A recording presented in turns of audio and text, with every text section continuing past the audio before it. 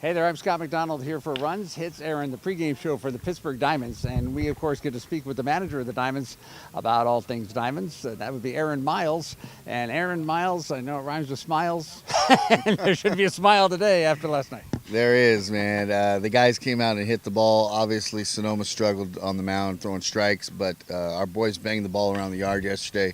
It was great to see Wes Wallace hit one over the fence. Rafael Valera with 4 hits. Wes had 6 RBIs. And Brett Smith keeps doing it at the top of the lineup, and a lot of other contributors as well. So it was a great day all around. I thought Steyerwalt did a great job on the mound too. He battled, kept us in the ball game, and we were fortunate enough to kind of be able to relax at the end of the game.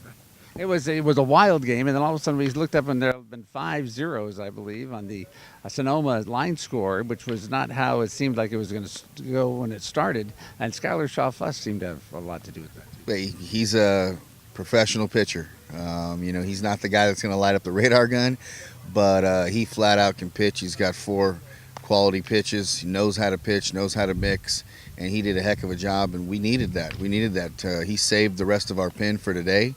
And so, he came in and did exactly what his job was, and, thankful for him for shutting him down, that we could relax and continue to go with him for the rest of the game. Now, we've been, during the pregame show this week, we've been talking about the overall picture of the Diamonds. We talked about the pitchers.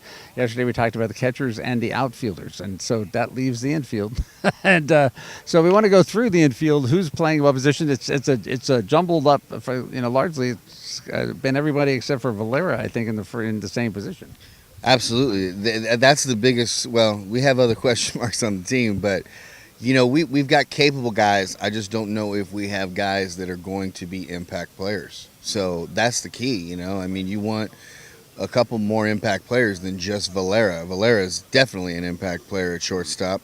At second base, Gomez, there's some question marks there. Can he, he hasn't really had any pro experience.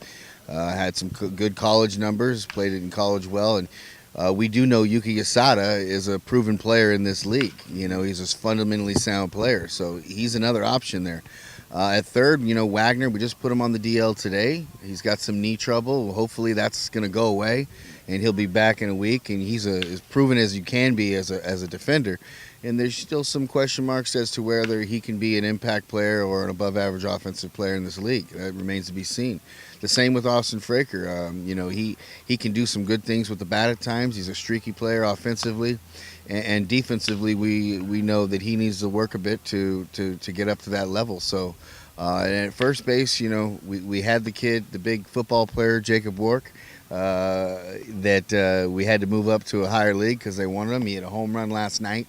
And so, ouch. There was a big bat in the lineup that we were hoping to have, but we don't stop. We don't stay in the way of these guys moving on up because that's why they're doing it in the first place. Big Van Atta, he struggled the first 3 games of the season. He had a great spring, so we're hoping that these 3 games is just the jitters and kind of the unluck of the first couple games, and hopefully he gets back to what he was doing in spring. And that's a big bat that we need to start producing if we're gonna do something. That frustration showed last night when he took the bat and broke it over his knee. He's definitely a strong man. So hopefully he can start making some good contact during the at-bat instead of after the bat on his knee, because, he broke that bat. A little something for the fans to see, I think. So, I'm confident in him, and let's hope that he can turn it around. Last night, Valera and Gomez had 2 double plays, as I recall. Valera, when you watch him play, we've had some really good players here. Scotty David, Mike Taylor, Jose Garcia, Leo Rodriguez, BJ Gwynn. In seeing Valera now for 2 weeks, I think he is quite possibly the best player we've ever had here. He is exceptionally well defended. He is a great defender. He plays the game with intelligence, and he's hitting about 560 right now. So I'd love to watch him play all year long, but if I had to bet on it, I would bet that he would be moving up. Hopefully not too soon, but it's going to happen eventually for him, and we're probably going to be ending the year without him. Speaking of great defensive plays, Brett Smith caught the ball in center field and threw out the guy trying to go from second to third on a one-hop throw right to third base. It was unbelievable. It's one of the things that where we are better than we were last year defensively, especially in the outfield. We had Calderon, who was a big stick, and now we got Smith, who's getting on base. But boy, can he play the outfield, and we saw it right there. We took Wes out of the game, give his legs a little bit of a break. Didn't have to finish that ball game, but Brett Smith can throw, he can run, and he can defend, and he's going to do that. And hopefully that's just going to make our pitching staff that much better, save our bullpen, save everybody, because we can really defend the ball in the outfield, and I'm really excited about that. In the leadoff position, Smith is hitting .714 and is got an on-base percentage of .867. Only 3 games, but still, that's remarkable. He's got a remarkable eye. He did it all spring training.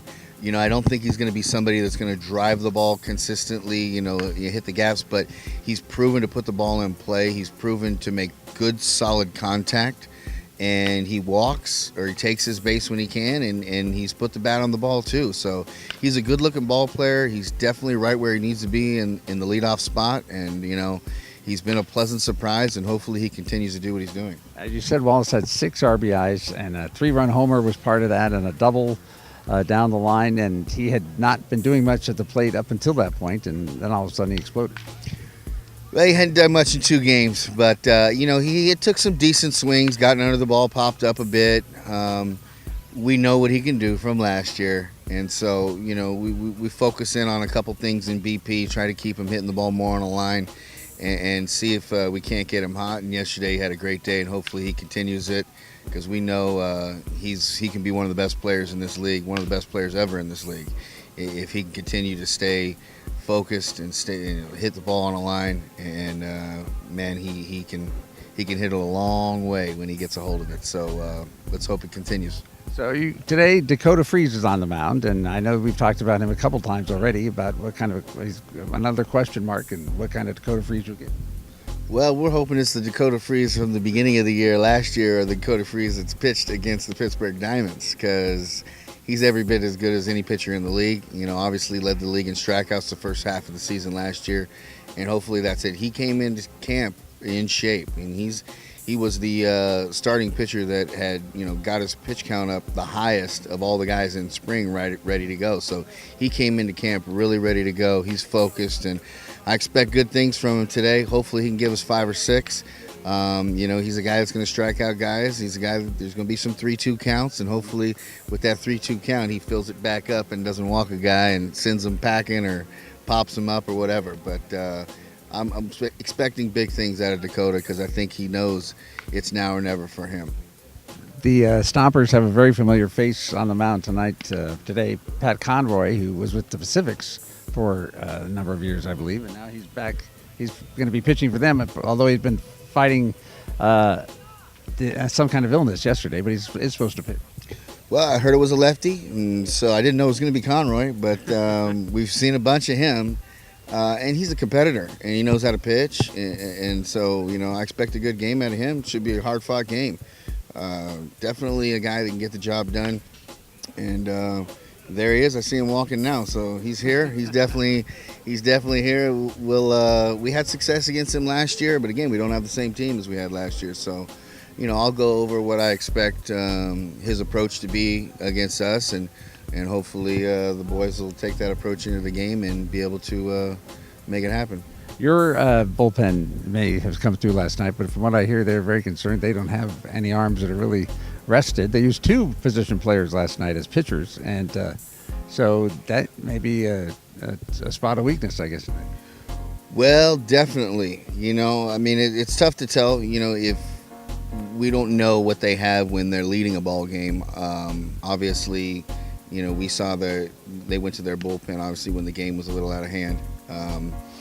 It was still the one guy came in. It was a tie ball game, but we'll see if they're leading the game. I expect to see their top arms. Judging from yesterday, their bottom of their bullpen, the back of their bullpen, didn't look too good. A lot of question marks. So, again, this is if you look at it from when teams started getting it going, this is still only 12 or 13 days in. And if you were a regular organization, you wouldn't know anything by then. And, there would be so many guys that still needed another couple outings to see if they can handle it or not. And that's what's going to happen. And you're going to see a lot of transactions in the next week or two. The guys that fail are going to be gone, and we're going to bring in new guys. All right, well, thank you. Congratulations on the win. And there are 77 more games to go. The Diamonds are 1-2, and looking for win number 2 today right here. We'll come back with the start of today's game right after this.